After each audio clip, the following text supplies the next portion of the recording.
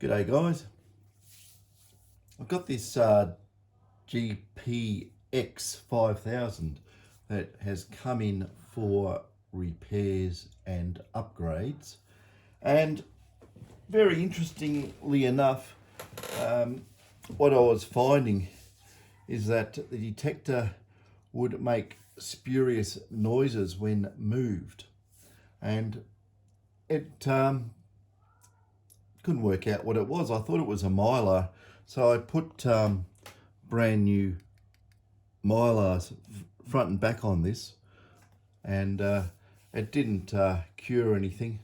So the mylars were really shoddy around the power connector, so I decided to change them anyway. But what it is, when I was testing it, I've noticed that the glue on these electrolytic capacitors on the supply has come disconnected.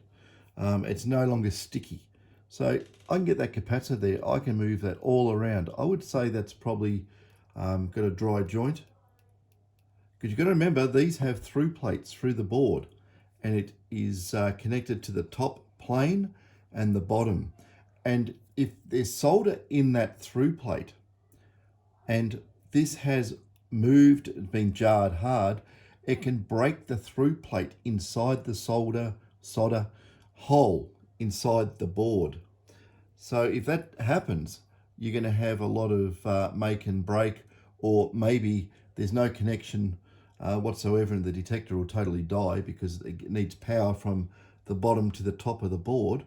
But the other thing is, I found too, even here where the clamp MOSFET is glued to the 200 volt rated clamping voltage capacitor for the flyback, part of the flyback regulation circuit. This has disconnected, as in the glue's broken away, and I'd say this is this is my opinion, right? So I'm not saying anyone did anything bad, but it's just my opinion. When these were glued on, they don't let the hot melt glue, is what it is, get up to temperature. And if it does get up to temperature, these big capacitors are cold. And you can tell here on the inductor, that's the inductor, that's the transformer. This is part of the energy recovery circuit.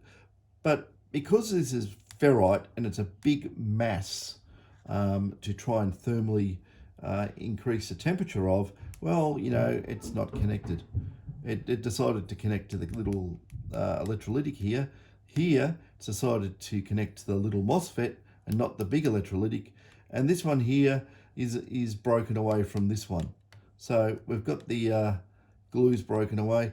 This, with your detector in your motor vehicle, bouncing up and down over bumpy roads, if you go out back, just vibrations from the vehicle, these caps are going to sit there and go jiggle and cause problems.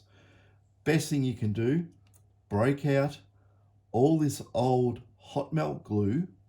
Now what you could do is you could heat the whole, take the front and back covers off, you know, take off the wires here from the circuit board and cook it, put it in the oven, all right, at not super hot temperatures. You've got to be careful when you do this, because some ovens are not properly regulated. Electric ovens are best, or a hot air gun, or hit it with a hairdryer. Heat the whole thing up. If you have a you know, one of those infrared temperature monitorers, get it up to about maybe 60 degrees Celsius, something like that, you know, 100 Fahrenheit, 80 Fahrenheit, somewhere. So the chill is off all the components, and then get the hot melt glue, and whilst the components are hot, then re-tack them down, and it should hold together then. You can't hot melt glue something with a huge thermal mass. As the glue touches it, it doesn't have bonding time. It just goes set and it's hard, it hasn't bonded, and if it's just a tack, and it will break off. You know, even these components here, if the right vibration, and you do a couple of 1,000 kilometers, right? In Australia, that's easy to do, and the legs will break off. These, they'll break off as well. So get rid of any movement on these bigger components. Anything that's loose, you can even see, I think you can see here that Minelab have run hot melt glue on all these components, or basically the capacitors. All the capacitors here, just for more than likely a vibration issue, they all eventually wobble off the board or make dry joints. You know, they haven't got much mass, so they're not going to move much, but they have done it. So it's not done for no reason. It's done for a reason. Also here, this inductor here in the transmit output circuit, which is just a filter, that has a bead of hot melt glue around that as well. Make sure that is not loose, and it has I think it's come off from the board. I can move it a bit, but that needs to be held down as well. If that doesn't have glue around it, it's just on the two little wire legs, it will fall off really easy. It will break, and then you're going to try and transmit through a 6.8 ohm resistor that's under this, and it'd probably just go up and smoke. So, or very limited transmit power. So always make sure that's stuck, and these big electrolytic capacitors are stuck down. If you want to get rid of them, get rid of the glue, not get rid of the capacitors, and redo it. Your friend here is, well, that's just isopropyl alcohol. And don't buy isopropyl in a bottle, get it in a can. I've had this for ages, and you tend to use just a smidge of it, you know, just a touch, and it works really, really well. Now, if I go on there and just hit that, like I'm just putting a couple of drips on. This will last for a long, long time. You know, I can do that one. I should actually do it, then work on it, because this does evaporate, but we'll see if it gets in. Do like so. I'm probably using a little bit more because I'm doing all the components at once. But once you break the seal and the isopropyl gets in, it just falls away. So what we've done here, we've got the capacitor there. Now, make sure you don't puncture the capacitor, but I just touched that. Look at that. There you go. You know, that was doing nothing, absolutely zero. So yeah, that capacitor is wobbling left and right. So more than likely it's come off. Maybe it's a dry joint. It can also break the tracks on the other side of the board if it has enough leverage. It looks like it's all soldered or soldered to the track work underneath, but it will break the track. It has, I've repaired ones like that. So on this one here, I don't know if I actually got it in the right spot, but we'll give it a go. But this all needs to be redone. Excuse my fat hands if they're in the way. But yeah, you just need to break the seal, and you know, I'll give it another spray of the isopropyl there, because I've just cracked it a little bit, broken the seal. You break the seal on the bottom of the board as well. Give it a bit of a wiggle. Make sure there's no components under it when you do this. There shouldn't be, but yeah, it was just wedged in there. But as you can see, it's just shiny. It never ever stuck to that capacitor. It's like a laminate. It's just smooth. There was no grip to it, because it'd be a bit furry if it had any adhesion. So these ones here, this one here is actually stuck, but I wouldn't trust it. There we go. I just popped that one straight out. That's doing nothing. It's just hanging there by the grace of God. I don't think I even sprayed that one. a couple of drips of isopropyl. Isopropyl won't hurt the circuit at all. You can do whatever with isopropyl on these. There we go. There we go. Just touch the top of it and it breaks right off. So now we've got all these wobbly. Oh, that one's wobbly as too. That's very wobbly. That's got a bit of movement, but that one there is extremely on the wobble. So what we'll do, I'll disconnect this. I should have actually fired it up and done a wobble test with it, but that's all right. I know where the problem is. Always take out the mylar when you're mucking around the board, because any movement, it'll start to rip. If you, put any tension like that way or that way, and if it wobbles around like this, it'll break all the connections at the base here. It'll start breaking the copper tracks. So drop them out, keep them happy. When you put a new mylar in, it just wants to sit straight like that. And yeah, over time it will form with the right curves into it, but that's what happens when you put a new mylar in. They're very springy. You don't even want to bend it. Even that is asking for some issues.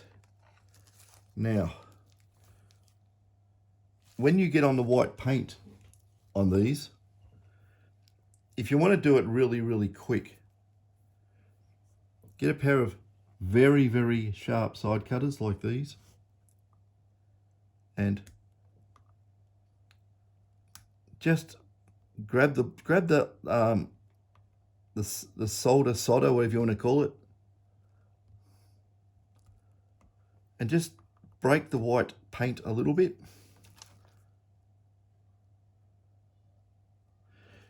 Check to see if there's any movement there. If the actual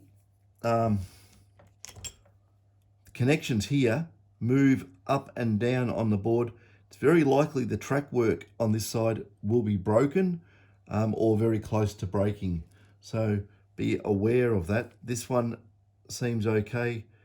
I probably need to use a magnifier to see that, but yeah, it feels very loose.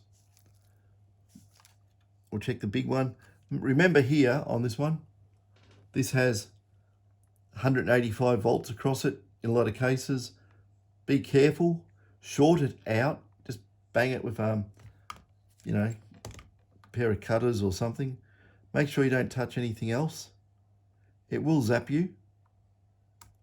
So I just take tops off like that.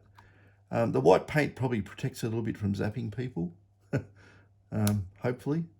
You can just chop it a little bit there, and you get something like, use a piece of wire and a light bulb. It's the best way to do it, but you can get something like this. This hasn't been turned on since last night, so hopefully it's discharged.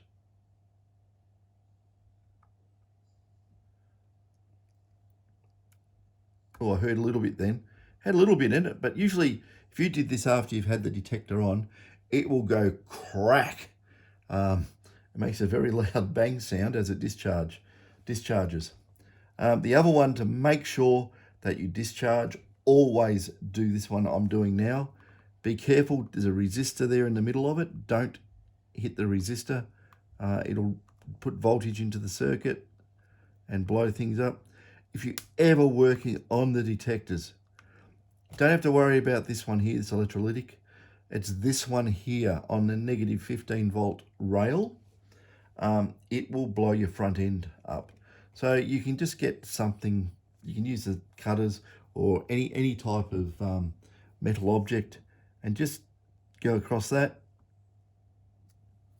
That's probably not good enough to go across. I'll use these because I can actually get on the ends, but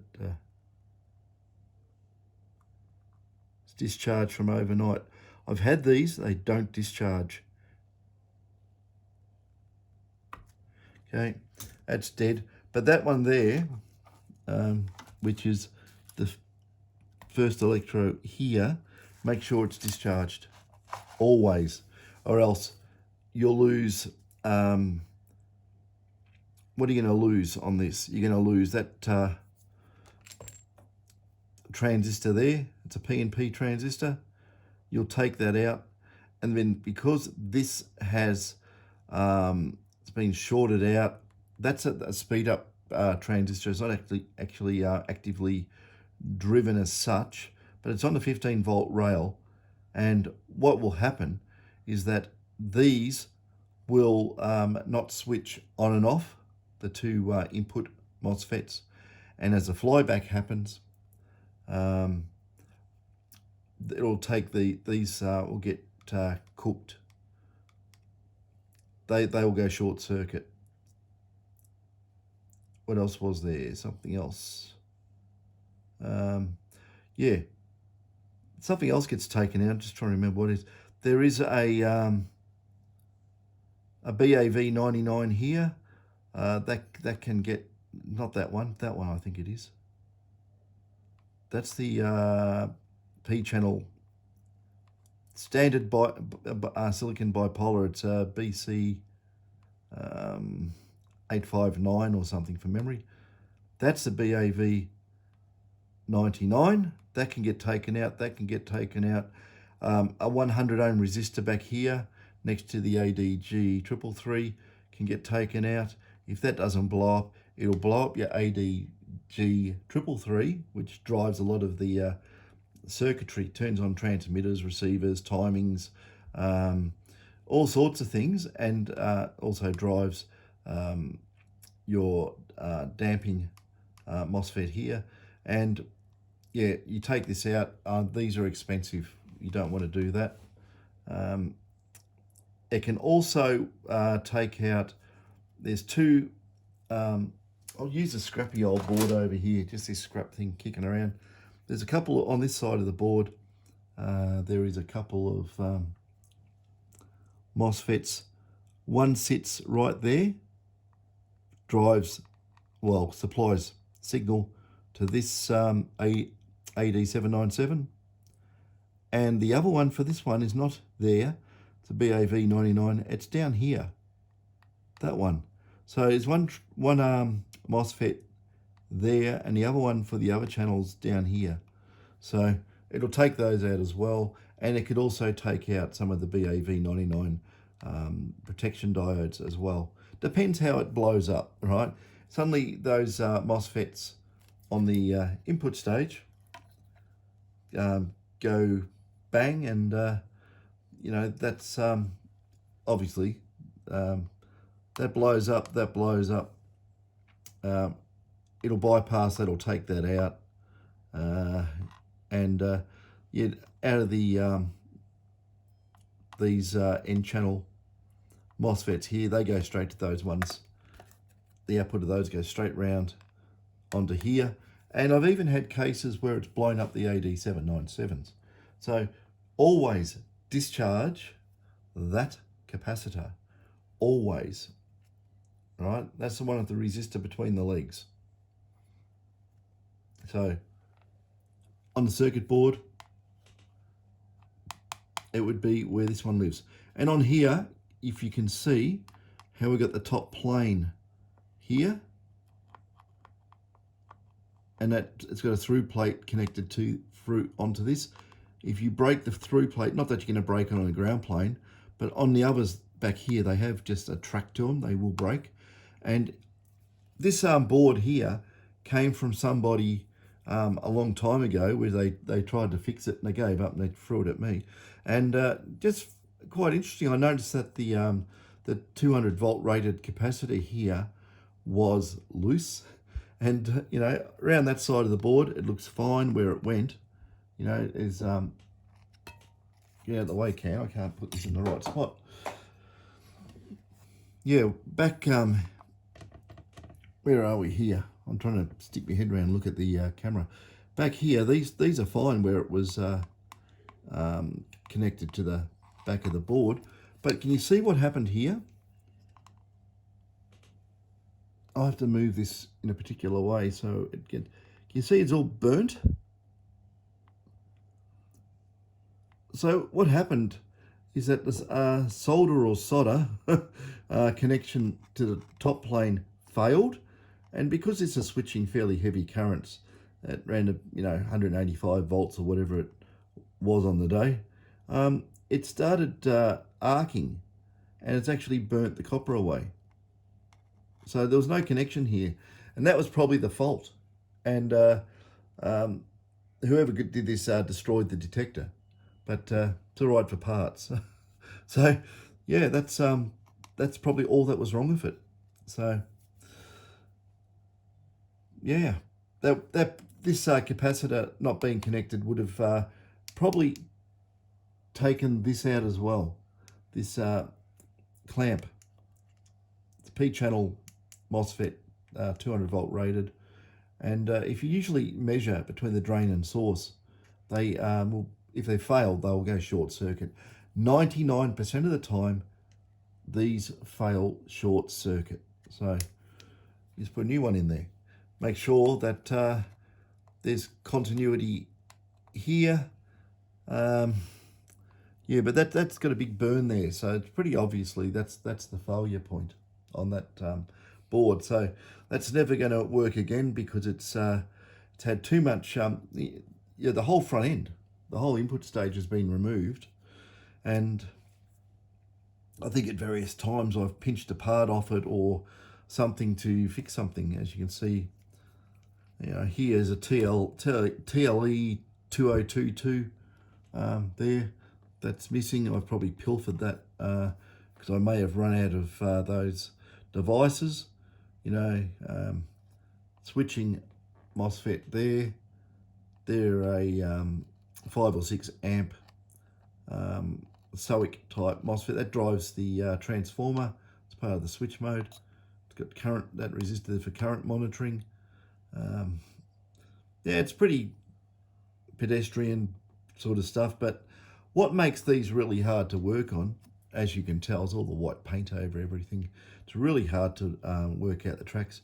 You can do it if you get a very, very bright, super bright car headlight and stick the board on it and have a look and see the glow through. You can probably work out tracks.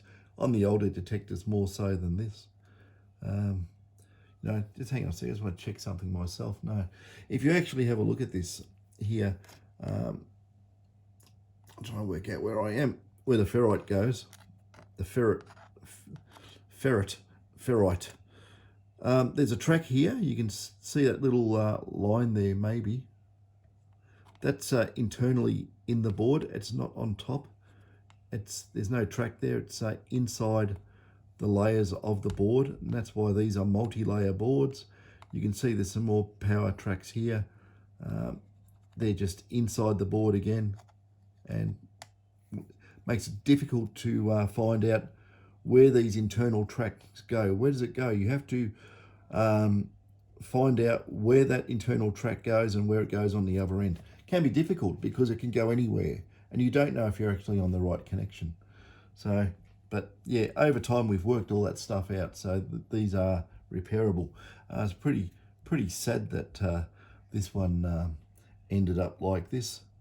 I won't mention anyone's name, but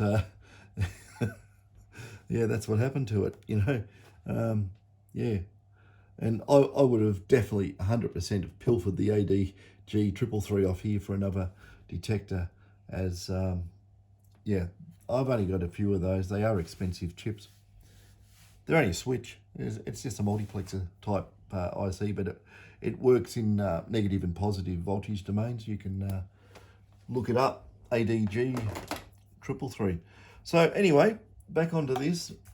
We got our iron, our fixed up iron. Someone gave me a good hint too. And I'll point this out right now before I forget about it. Okay.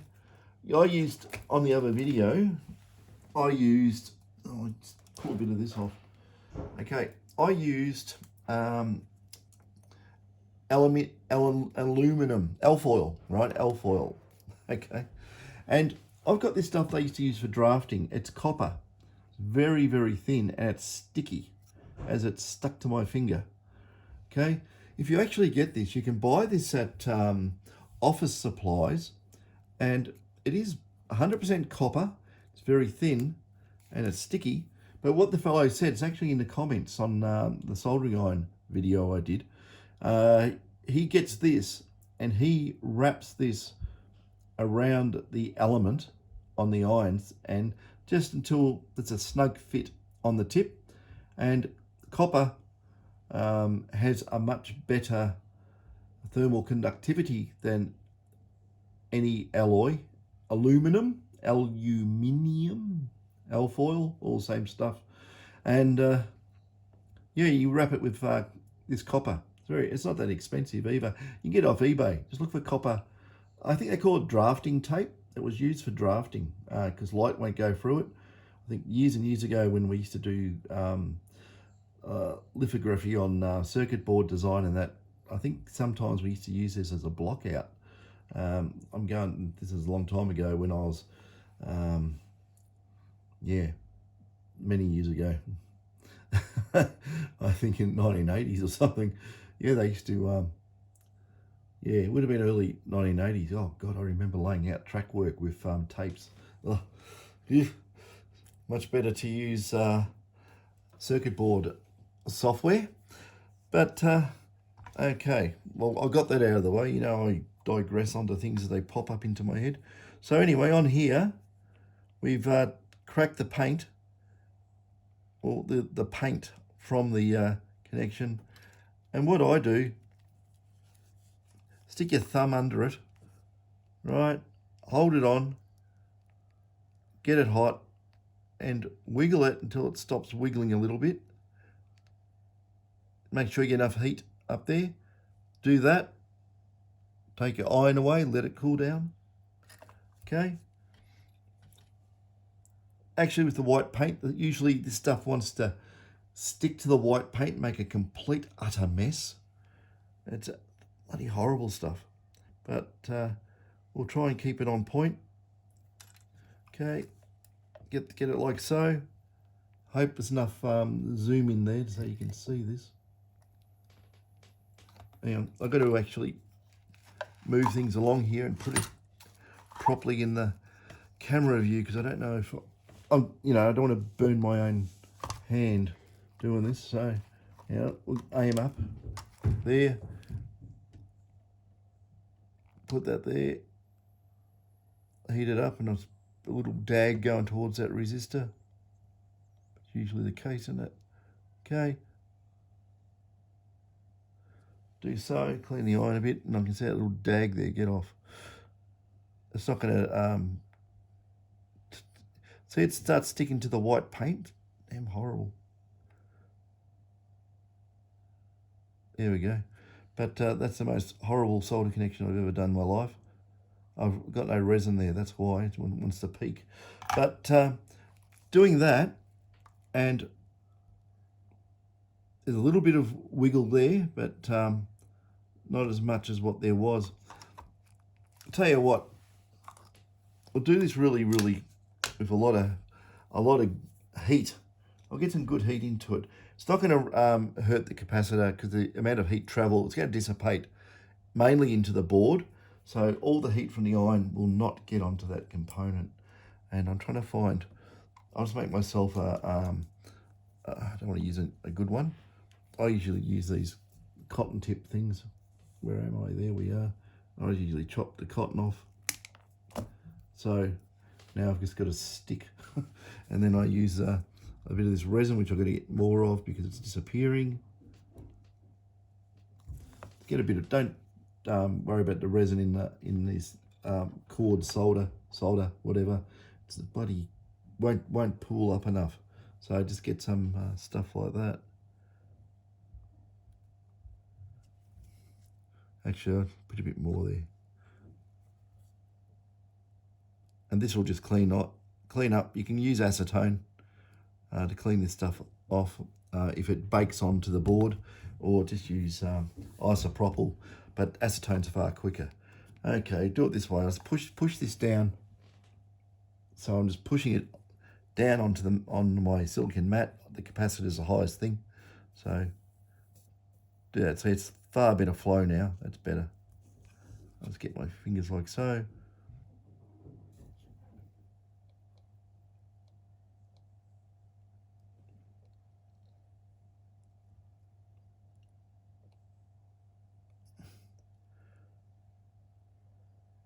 one of these goes to the ground plane. So it will suck up a lot of heat. That's better. It's just bouncing on the rubber bung. Like I can actually move the whole board now without it wobbling back and forth. And normally if you want to, this resin usually wants to bake hard. I'll just give you a demo on cotton bud. We just use a cotton bud and we'll use the isopropyl on it. So I'll spray it on the cotton bud so it doesn't go everywhere. It just evaporates, it's no big deal. Now if I want to clean that up, for isopropyl, it's a real job. It does come off, but look how slow it is. It's really slow. And you can use methylated spirits, any type of alcohol. I just want to avoid the next pin over with all the capacitor connection. Just leave it like so. Now, this one, the other end, I'm going to dip it in acetone. So, Diggers acetone. Automotive shops use this cleaning up before they apply paint because it gets rid of everything. It also evaporates really quickly as well. You know, there's proper circuit board cleaners and so forth. But anyway, got some acetone, and if you watch this, just a little bit on the cotton bud there. It just ran around, get it wet, and it's gone. So on these boards, you can use acetone.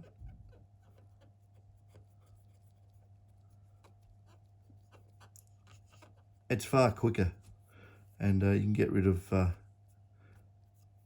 you know, all the resin by doing that. Now, if you want to be really pedantic, so I'll put that up there, somewhere here. Now, this is called spot something that's on the bench, which could be anywhere. I know it's here because I used it last night. Hang on. I'll have to stand up and do the eagle eye over the bench.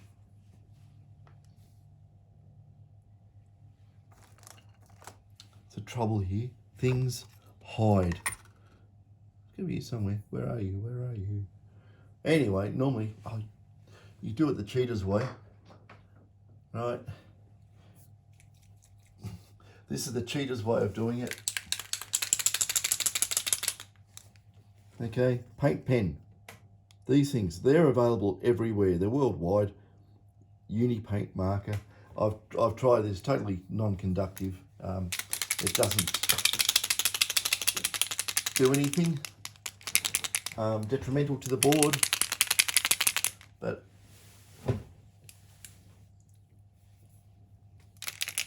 yeah, there's me shaking it. I think the top flew off. But yeah, I hope it hasn't dried out. I think, yeah, you got to poke the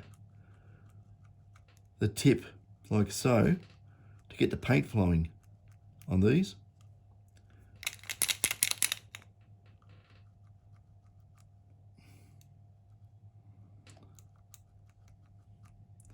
It's a little bit there, but anyway, you can paint up the board with these paint pens.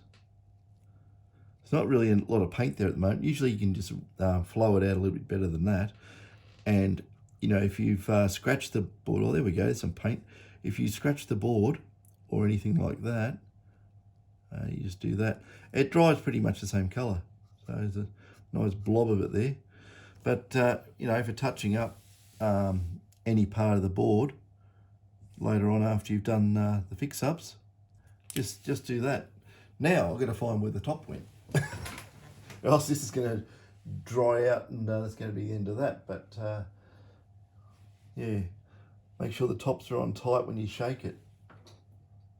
Don't know where that's gone. I'll hunt it up later. Otherwise I'll be making a video about trying to find the top. Okay, so you can see there it's painted it looks good. Just I mean a blob of paint there because I tried to get the flow out of it. No big deal.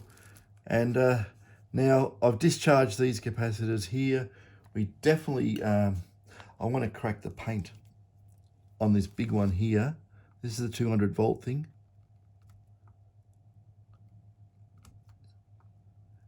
If you don't do this, the iron will just sit on that epoxy paint and do absolutely zero. So just for the hell of it, I might just put a bit of resin on top of those. Now, as you can see on the old board, this has a big ground plane as well underneath, but we'll see how we go. I'm going to put my hand under this because the other electrolytics are taller.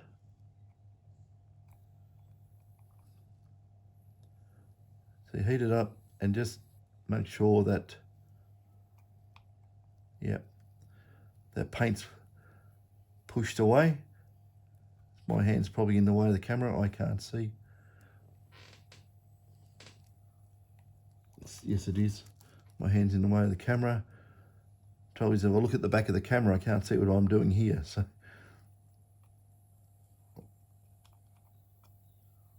okay.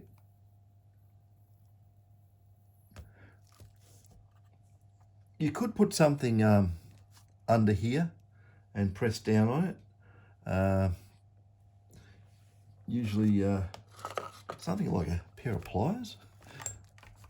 Okay, you can do it like this, pair of pliers. To make sure that, yeah, I just don't want to get, God, I'm just going to hold it like so, that's terrible. But anyway, do it like so, heat it up, and usually, you know, if you had a magnifier on, you'll see the leg of the capacitor just go higher up in the air through the board. If that is if you see here, I'm touching the paint, it's not just doing nothing. I've got to actually get hard on this connection. I didn't really chop it enough, did I? So usually a trick to that is add more good old solder to the top. Hopefully it takes.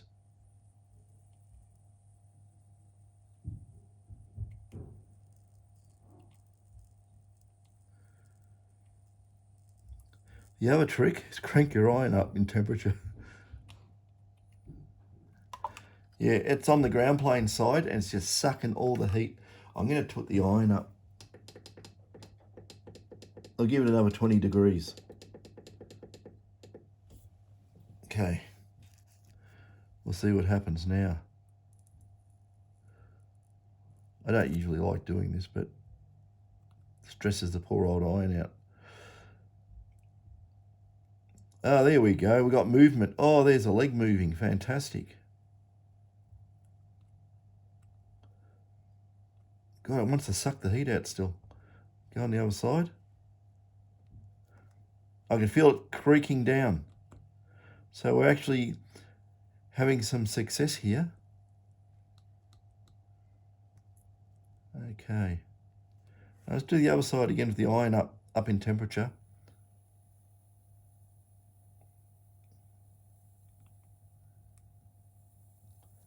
I'm pretty sure that one's okay. It goes absolutely cold as soon as I take the iron away. Look, that solder just goes bang, it's set straight away. Now if we grab this, yeah, that's heaps tighter. That's got no movement in it. A quarter of a millimeter type of thing. It's nothing. So you wiggle the board, and I might have to be resorting to my paint pen again for that one, but somewhere here, I don't think I would have put it in a drawer because I'm always using it. I have the best stuff here somewhere. That's not it.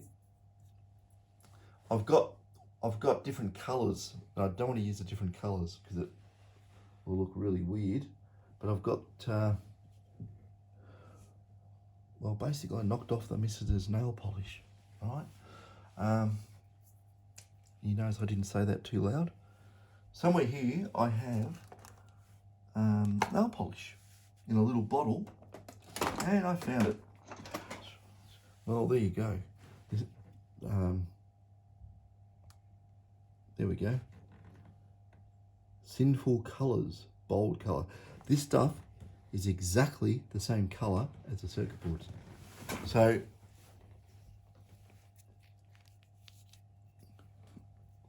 yeah, and it's quite thick, so it's good if you do the 200 volt cap. I'm going to wipe. I was doing this for a show and tell because it's got resin there, but I'm going to go take that off. But I can wipe this off as well. But on here, if you get the gist of it, put a couple, if you're going to work on the detectors, put a couple of layers. I mean, it's not rated, it's not high voltage rated, but if you put a couple of layers on, let it dry, there's less chance of you sticking your fingers on that and getting a belt, as in a bit of a zap. And it doesn't break down. I've done a lot of repair work and that, so you know, there you go. It's white. It's exactly the same color as the board. When it dries, it just matches perfectly. You never know it was there. The paint pen has a bit more of a yellow color. If you can see, I don't know if you can see it on the camera, but it does go a little bit sort of a more yellowy finish, but it's no big deal. But the nail polish, it grips like hell. It's acrylic, it's non-conductive, it's really good. So you can do it with that. But anyway, look, I'm not going to make a video doing all the capacitors. That's just madness, because it's just repetitious. You know, you do one, do them all. So that's really hard on now. And yeah, as you can see, there's no movement whatsoever. And then what I'm going to do, I'm going to heat the board up. I'll probably use my hot air gun, get it up to a good temperature, and then use the good old hot melt glue gun on the hotter setting. Make sure the glue gets really hot, and when you do it, don't try and do it in the vertical.